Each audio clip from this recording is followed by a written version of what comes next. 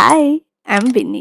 അപ്പം ഞാനൊരു ദിവസം ഇങ്ങനെ കണ്ണാടിയിൽ അതുപോലെ കോപ്രായൊക്കെ കാണിച്ചുകൊണ്ട് നിന്നപ്പോഴാണ് നെക്കിൽ ഈ ഒരു മുഴ ഞാൻ കാണുന്നത് തന്നെ. ആദ്യം കണ്ടപ്പം ഒബ്വിയസ്ലി ഞാൻ നന്നായിട്ട് പതറിയിട്ടുണ്ടായിരുന്നു. കാരണം ഞാൻ ഒരു സ്ട്രെസ്ഫുൾ പീരീഡിൽ നിന്ന് ഒന്ന് പതുക്കെ ഒന്ന് ബ്രീത്ത് ചെയ്യാൻ തുടങ്ങി, എല്ലാം സെറ്റിലായിട്ടൊന്ന് ബ്രീത്ത് ചെയ്യാൻ തുടങ്ങിയ ഒരു സമയമായിരുന്നു. അപ്പോൾ പെട്ടെന്ന് തന്നെ ഇത് കണ്ടപ്പോൾ ശരിക്കും പറഞ്ഞാൽ ഷാറ്റേർഡ് ആയി പോയി എന്ന് തന്നെ പറയാം.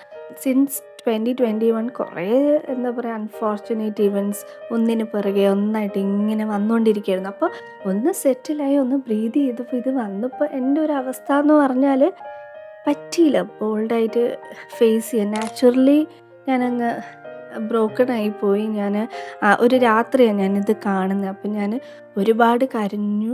അതുപോലെ തന്നെ 2 വീക്സ് മുന്നേ ഞാൻ താര കല്യാൺ മാമിൻ്റെ ആ ഒരു തൈറോയ്ഡെക്ടമി ജേണി കണ്ടിട്ടുണ്ടായിരുന്നു. അതുകൊണ്ട് അതായത് ഞാനത് കാണണമെന്ന് വെച്ച് കണ്ടതല്ല, ആളെ ഞാൻ ഫോളോ ചെയ്യുന്നതുകൊണ്ട് ഞാൻ കണ്ടതാണ്.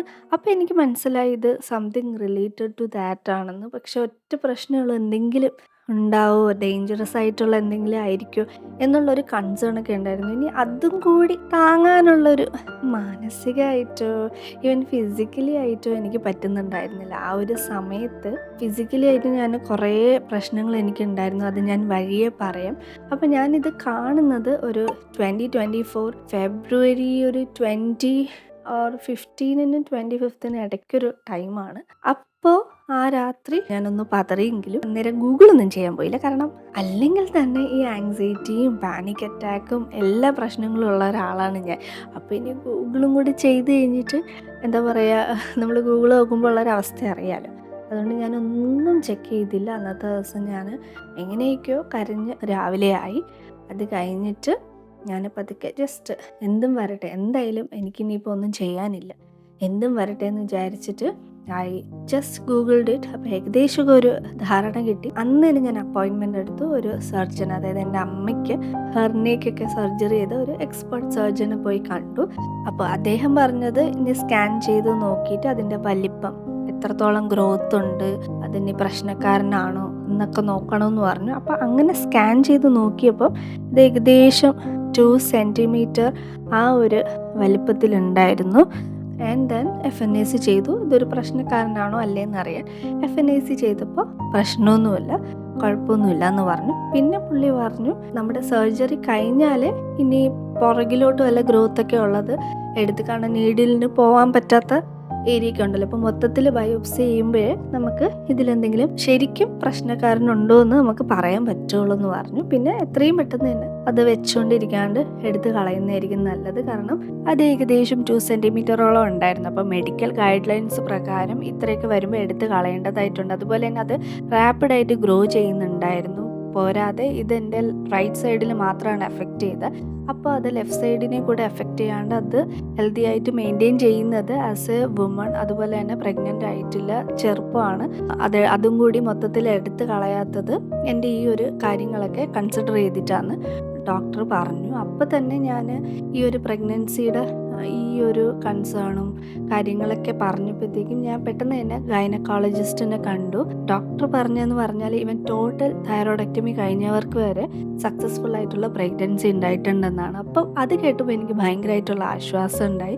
പിന്നെ ഇത് കഴിഞ്ഞിട്ട് ഞാൻ കുറച്ച് പേരോടൊക്കെ ചോദിച്ചപ്പോൾ ഒരുപാട് അങ്ങനെ സക്സസ്ഫുൾ പ്രഗ്നൻസി പറഞ്ഞിട്ടുണ്ടായിരുന്നു. അപ്പോൾ പിന്നെ ഞാൻ അതിനെക്കുറിച്ച് ബോധേഡായില്ല.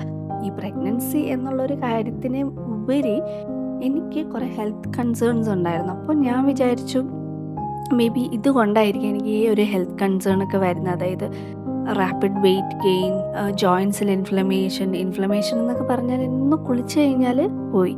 ഞാനിപ്പോൾ ചെറുതിലേക്കാണെങ്കിൽ എനിക്ക് കുളിക്കുമ്പോൾ ഈ ഒരു നീരിറക്കം എന്നൊക്കെ പറയില്ല, അങ്ങനത്തെ സംഭവങ്ങളൊക്കെ വരാറുണ്ട്. അതുകൊണ്ടൊക്കെ തന്നെയാണ് നിങ്ങളിപ്പോൾ കാണുന്ന ഈ മുടി നീളത്തിൽ വളർത്തുന്ന പരിപാടിയൊന്നും എനിക്ക് ഭയങ്കര ബുദ്ധിമുട്ടാണ്. ഈ പറഞ്ഞ പോലെ ഞാനത് മുടി നീളത്തിൽ വളർത്തിയൊന്നുമല്ല. അത് എനിക്ക് ഒന്നിനും എന്നെ ഒന്ന് ഗ്രൂം ചെയ്യാനോ സെൽഫ് കെയർ ചെയ്യാനോ ഒന്നും തോന്നാത്ത ഒരു മെൻ്റൽ കണ്ടീഷനിലൂടെയായിരുന്നു ഒരു 2 ഇയേഴ്സ് ഞാൻ കടന്നുപോയത് സിൻസ് 2021.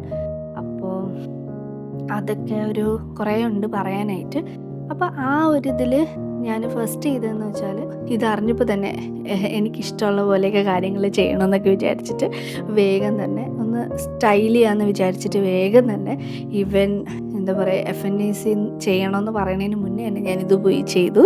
ആ ഒരു ഇതിൽ തന്നെയാണ് ഈ ഒരു വീഡിയോ എടുത്തത്, എൻ്റെ ജേണി ഡോക്യുമെൻ്റ് ചെയ്യാണ്. കാരണം താര കല്യാൺ മാമിൻ്റെ വീഡിയോ കണ്ടപ്പോഴാണ് എനിക്ക് ഭയങ്കര ആശ്വാസമായി.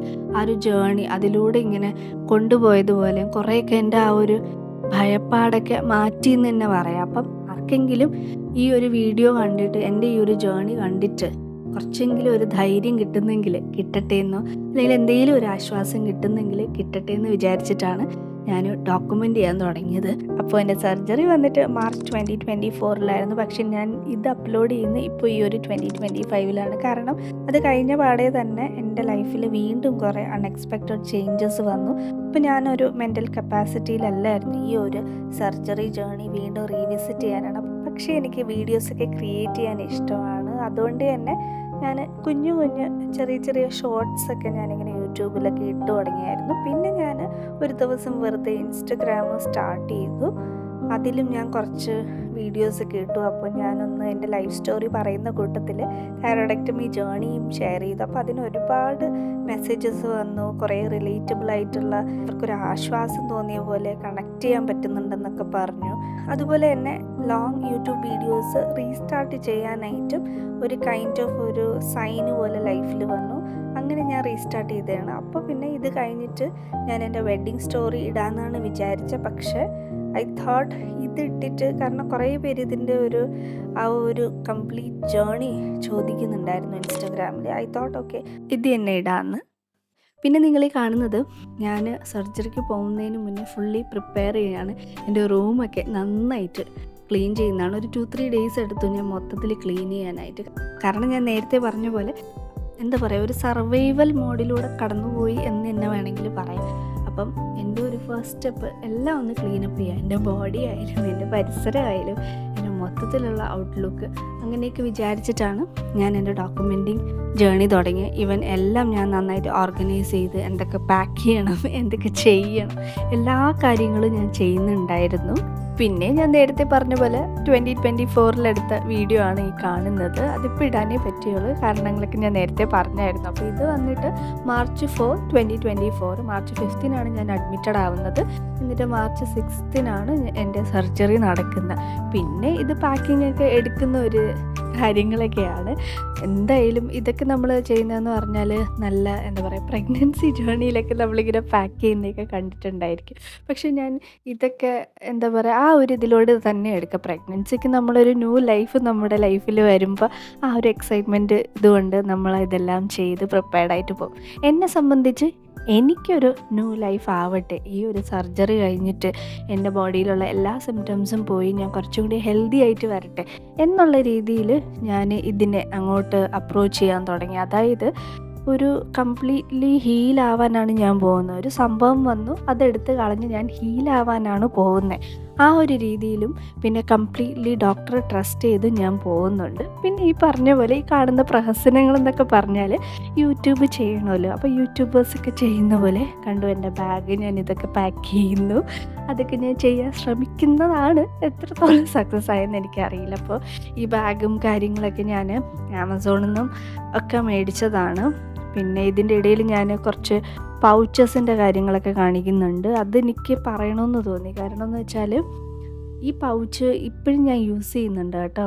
അതിൻ്റെ ഉള്ളിൽ സാധാരണ നമ്മൾ കടയിൽ നിന്നൊക്കെ മേടിക്കുമ്പോൾ ഈ പ്ലാസ്റ്റിക് കളറല്ലേ വരുന്നത് പൗച്ചിൻ്റെ ഉള്ളിൽ. പക്ഷെ അതില്ല കേട്ടോ ഇതിന്. അതുകൊണ്ട് ഇപ്പോഴും അത് നല്ല യൂസ്ഫുള്ളായിട്ട് ഇരിപ്പുണ്ട്. It's been more than 1 year.